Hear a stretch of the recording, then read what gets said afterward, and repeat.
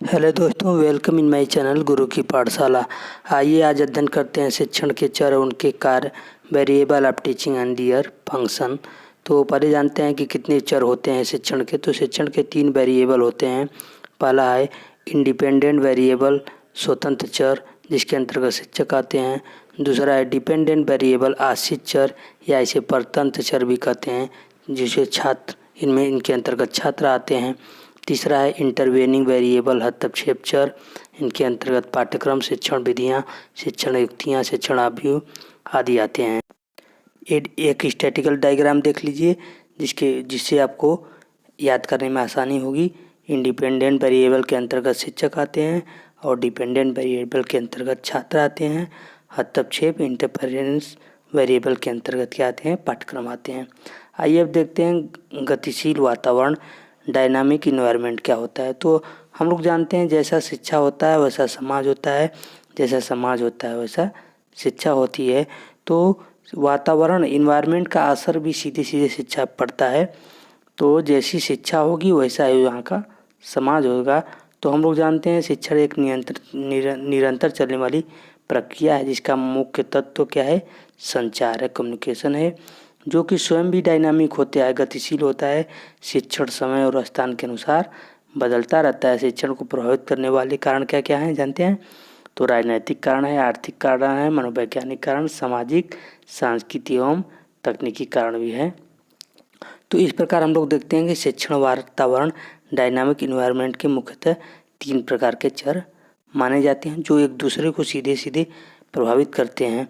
तो अच्छी teaching, good teaching होने के लिए तीनों वेरिएबल का सामंजस्य होना। आगे है स्वतंत्र चर, इंडिपेंडेंट वेरिएबल।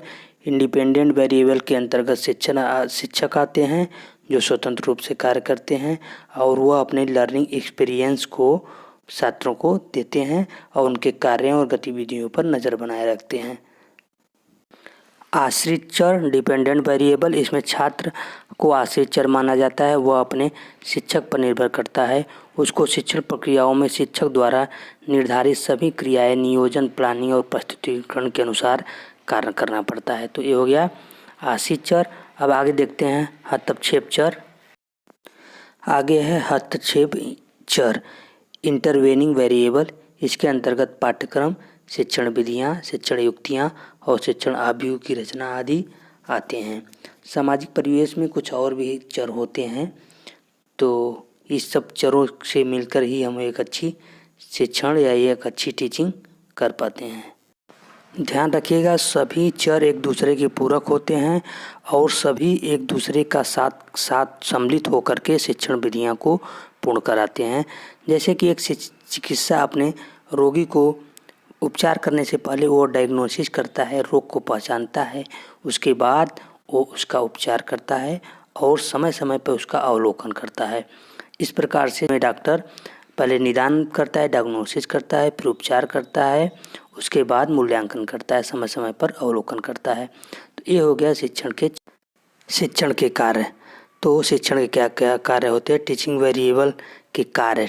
तो टीचिंग वेरिएबल 3 प्रकार के हो गए, इंडिपेंडेंट वेरिएबल, डिपेंडेंट वेरिएबल और इंटरवेनिंग वेरिएबल। तो इनके 3 कार्य होते हैं। पहला कार्य है डायग्नोसिस, निदानात्मक कार्य हो गया। दूसरा हो गया उपचारात्मक, प्रिस्क्रिप्टिव फंक्शन, और तीसरा हो गया मूल्यांकन, इवैल्यूएशन फंक्शन। ये 3 कार्य हो गए। तो इनका तीनों का क्रम एकदम निर्धारित होता है। पहले डायग्नोसिस आप करेंगे, उसके बाद प्रिस्क्रिप्टिव करेंगे, उपचारात्मक करेंगे, उसके बाद ही मूल्यांकन करेंगे। तो आइए इसको विषय में डिटेल जानते हैं कि क्या क्या होता है, निदानात्मक क्या होता है, उपचारात्मक क्या होता है और मूल्यांकन क्या होता है। तो आइए देखते हैं। डायग्नोसिस फंक्शन निदानात्मक कार्य में क्या होता है? इसमें एक शिक्षक स्वतंत्र होता है, वह बहुत एक्टिव होता है, ज़्यादा क्रियाशील होता है।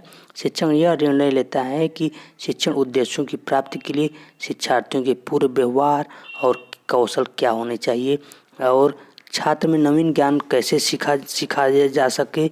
इस उद्देश्यों को अधिक से अधिक प्राप्त करने के लिए पहले वह छात्र के विषय में जानना चाहेगा, डायग्नोसिस करना चाहेगा, उसके विषय में वो जानना चाहेगा कि उसके पास पूर्व में क्या क्या ज्ञान था और उसका पूर्व व्यवहार क्या था, उसको कौन कौन सा कौशल लेकर इस विद्यालय कॉलेज आया है।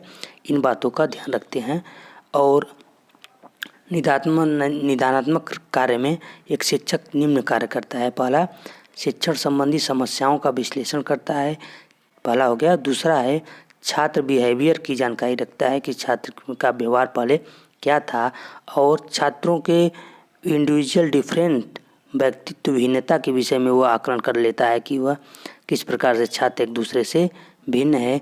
और वर्क एनालिसिस, कार्य एनालिसिस करता है, अधिगम के संदर्भ में पाठ्य वस्तु की विषय वस्तु का विश्लेषण भी करता है कि पाठ्य पुस्तक में जो सिलेबस दिया गया है वह क्या है, इसके विषय में वो विश्लेषण करता है। तो आइए अगला देखते हैं। अगला है रेमेडियल फंक्शन, उपचारात्मक कार्य। तो दूसरा कार्य क्या करता है कि रेमेडियल फंक्शन में एक शिक्षक छात्र परस्पर निर्णय लेते हैं कि किस प्रकार से एक टीचिंग स्ट्रेटजी बनाया जाए और एक टैक्टिस बनाया जाए जिसके द्वारा एक अच्छी शिक्षण किया जा सकता है। पहले समस्या का जानकारी हो जाता है, उसके बाद उस समस्याओं को हल किया जाता है। तो इस प्रकार कर सकते हैं कि छात्रों की कमियों को शिक्षक सामने लाता है और उसको दूर करता है। उपचारात्मक क्या होता है, उसकी कमियों को दूर करना। अब आइए अगला देखते हैं। अगला है, इस पद के अंतर्गत शिक्षक दो बातों का ध्यान रखता है। पहला, टीचिंग स्किल, जो उसकी टीचिंग स्किल होती है उसको व्यवहार में लाता है, और फीडबैक, उस छात्र को उचित फीडबैक प्रदान करता है जिससे छात्र नर्वस न हो और अपने कार्य में मनोयोग से पूरा लगे रहे। आगे देखते हैं। अगला कार्य है मूल्यांकन कार्य, इवैल्यूएशन फंक्शन। इसमें क्या होता है, मूल्यांकन शिक्षण का आधारभूत घटक है जिसके अभाव में शिक्षण कार्य संपन्न नहीं हो पाता। मूल्यांकन का मापदंड उद्देश्यों की प्राप्ति माना जाता है।